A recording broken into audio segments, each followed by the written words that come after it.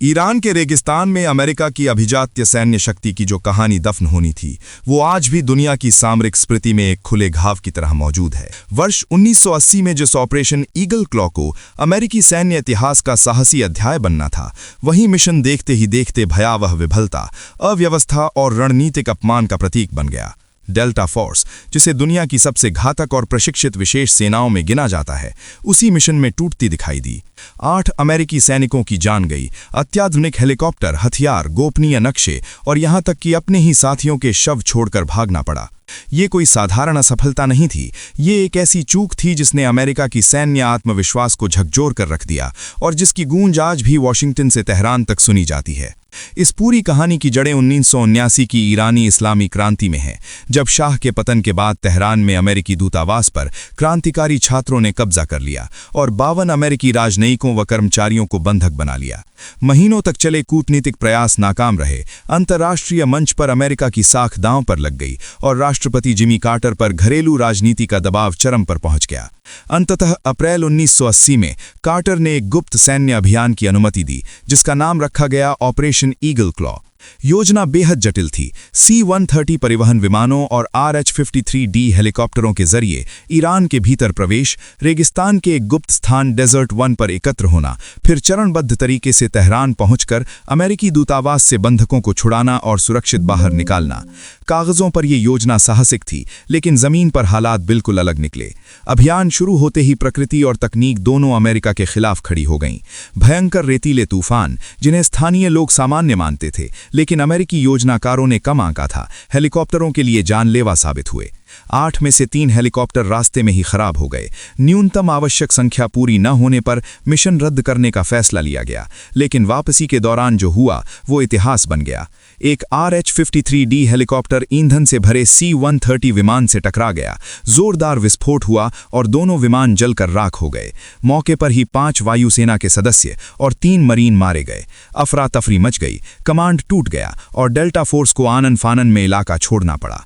जाते समय वे अपने पीछे हेलीकॉप्टर, हथियार, गोपनीय दस्तावेज और अपने साथियों के शव तक छोड़ गए। ईरान के लिए यह सिर्फ एक सैन्य दुर्घटना नहीं थी, बल्कि वैचारिक जीत थी। तत्कालीन सर्वोच्च नेता आयतुल्लाह रूहुल्लाह खुमैनी ने इसे विदेशी आक्रमण के खिलाफ ईश्वर की ओर से मिली सहायता बताया। दुनिया भर में अमेरिका की आलोचना हुई और माना जाता है कि इसी विफलता ने 1980 के राष्ट्रपति चुनाव में जिमी कार्टर की हार की नींव रखी। हालांकि अमेरिका ने इस पराजय से सबक भी लिया। विशेष अभियानों की संरचना में बड़े सुधार हुए, संयुक्त कमांड प्रणाली विकसित की गई और आगे चलकर United states special operations command का गठन हुआ। लेकिन ऑपरेशन ईगल क्लॉ आज भी डेल्टा फोर्स के इतिहास का सबसे असफल और सबसे शिक्षाप्रद अध्याय माना जाता है। और दिलचस्प बात यह है कि दशकों बाद भी ईरान और अमेरिका के रिश्तों में वही अविश्वास, वही टकराव और वही तनाव दिखाई देता है, जो आज के हालात में फिर से उभर आया है। आज का ईरान एक अलग लेकिन उतना ही विस्फोटक संकट झेल रहा है। डॉलर के मुकाबले ईरानी मुद्रा रियाल की लगातार गिरावट, बेलगाम महंगाई और आर्थिक बदहाली ने आम लोगों का दम घोंट दिया है।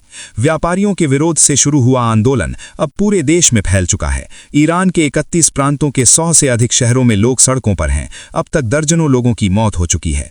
ये आंदोलन 2022 में महसा अमीनी की मौत के बाद हुए विरोध प्रदर्शनों के बाद सबसे बड़ा सरकार विरोधी उभार माना जा रहा है। 28 दिसंबर को तेहरान के ऐतिहासिक ग्रैंड बाजार में व्यापारियों की हड़ताल से इसकी शुरुआत हुई थी। जल्द ही ये आंदोलन विश्वविद्यालयों तक पहुंचा। सरकार ने संस्थान बंद कर दिए, इंटरनेट लगभग ठप कर दिया गया, लेकिन तब तक आग फैल चुकी थी। पश्चिमी ईरान के कई छोटे शहरों में हिंसक झड़पें हुईं, अस्पतालों पर दबाव बढ़ गया, डॉक्टरों ने सर्जनों की कमी की बात कही, आंखों के अस्पतालों तक में संकट पैदा हो गया।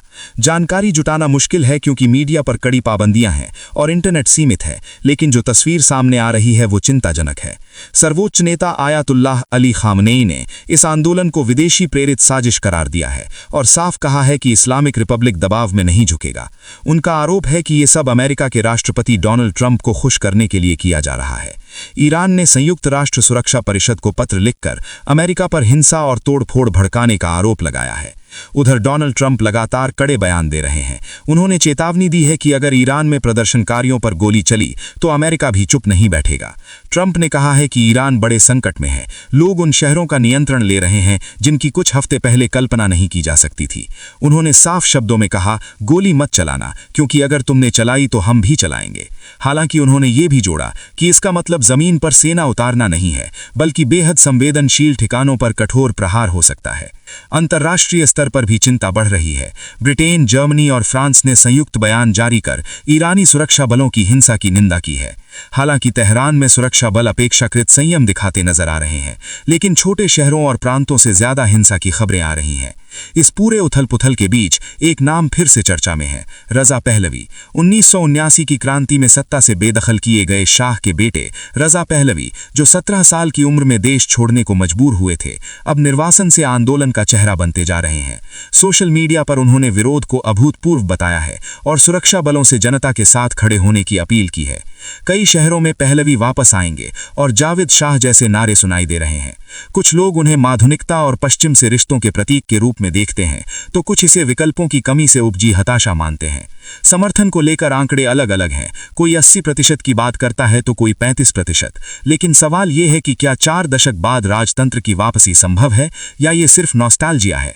खुद पहलवी कहते हैं कि बदलाव ईरान के भीतर से आना चाहिए और वो विदेशी मिलिट्री हस्तक्षेप के खिलाफ है। लेकिन अगर खामनेई शासन गिरता भी है तो इस्लामिक रेवोल्यूशनरी गार्ड कोर और बसीज जैसी शक्तिशाली संस्थाएं किसी भी बदलाव को कितना आसान बनने देंगी, ये बड़ा सवाल है। इस पूरे परिदृश्य में इतिहास और वर्तमान आपस में टकराते दिखाई देते हैं। ऑपरेशन ईगल क्लॉ की विफलता से लेकर आज के जन आंदोलन तक ईरान और अमेरिका के रिश्तों में अविश्वास, हस्तक्षेप, चेतावनी और प्रतिरोध की एक लंबी श्रृंखला दिखती है। आज जब ईरान की सड़कों पर लोग अपने सपनों के चोरी होने की बात कर रहे हैं, जब युवा कह रहे हैं कि उनके पास चीखने की आवाज और मुट्ठी में ताकत है, तब ये सिर्फ एक देश का संकट नहीं रह जाता। ये उस क्षेत्र की कहानी बन जाती है जहां इतिहास कभी पूरी तरह खत्म नहीं होता, वो बार बार नए रूप में लौटता है। और ठीक इसी बिंदु पर ईरान आज एक ऐसे मोड़ पर खड़ा है जहां ये तय होना बाकी है कि आगे का रास्ता सुधार, दमन, बदलाव या टकराव में से किस ओर जाएगा। ये एक असाधारण क्षण है और कोई नहीं जानता कि इसका अंत कहां होगा, लेकिन इतना तय है कि इसकी गूंज लंबे समय तक वैश्विक राजनीति में सुनाई देगी।